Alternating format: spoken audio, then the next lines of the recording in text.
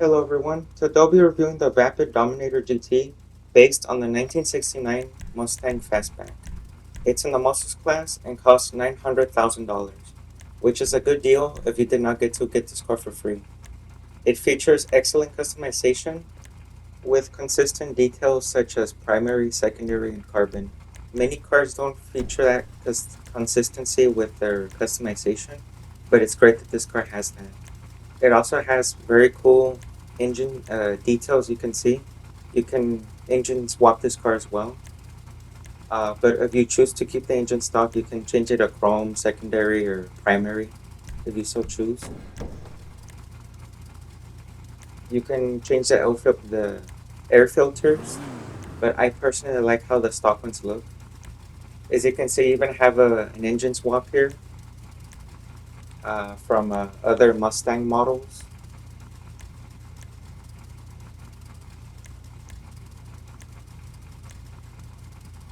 I believe these are either the Terminator or uh, I forgot what it was called. One of those Mustang engines. I believe it was a Cobra. There we go. You can choose to do that engine swap. You have your usual strut braces there, but I'm not going to do that for this build. You can change the intercoolers as well, which is pretty nice. I like how that intercooler with the twin fans look, so I'm just going to put that one on.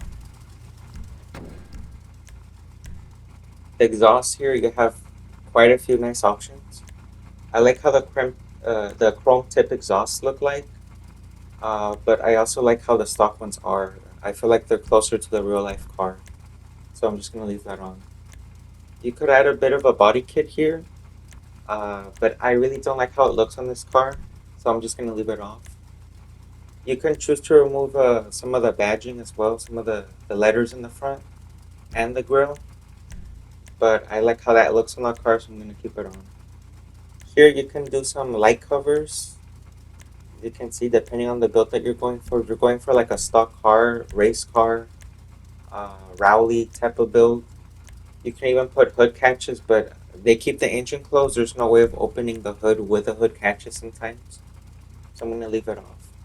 Here you have a lot to work with the hood options. I'm really a big fan. I like how the cowl hoods look.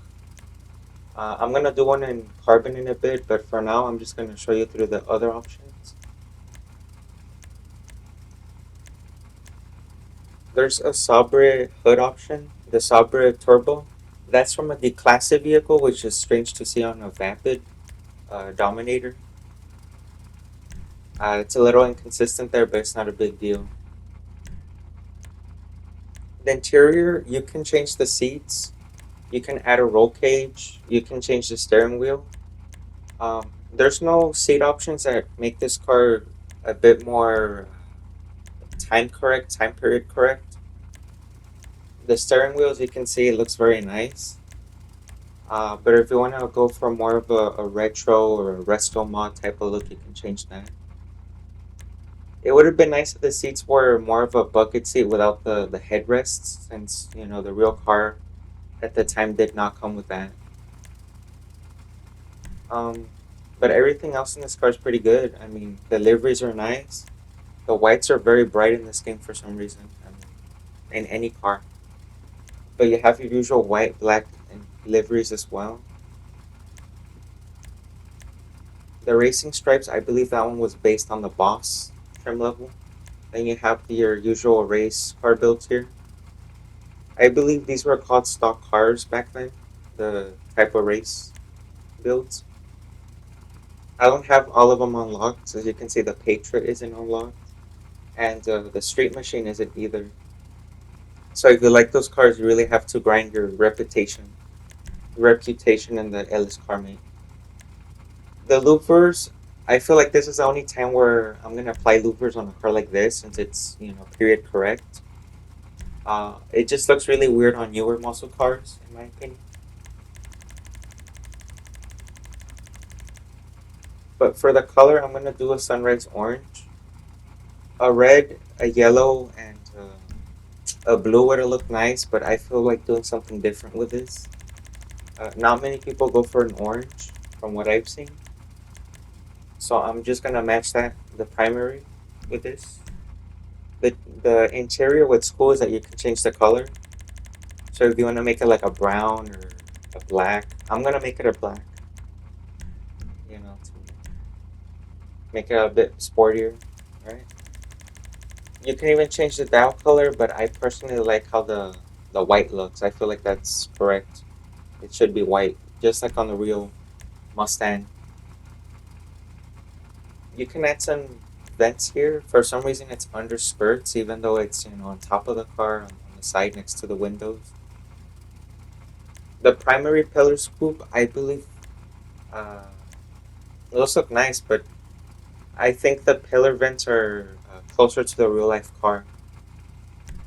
But I could be wrong. It probably depends on the model year, the trim level. I don't think all of them came with vents there. But anyway, the spoilers look pretty cool. Again, if you're going for like a resto mod, to bring this car up to the 21st century, you can do that with the modern wings. But I'm just gonna put on the classic style. You can change splitters here, but I like the stock one personally. You can do sun strips, but I'm not really a fan of those with a car like this. For the suspension, you can get it pretty low. I feel like it was already a bit low to me, looking at the fitment. But I might just choose a lowered suspension anyway, just to get it down a little bit more.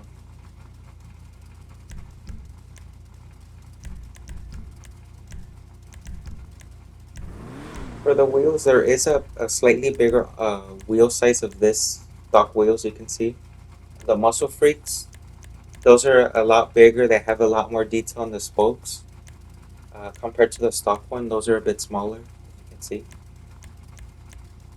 So I'm just gonna go for the Muscle Freaks here.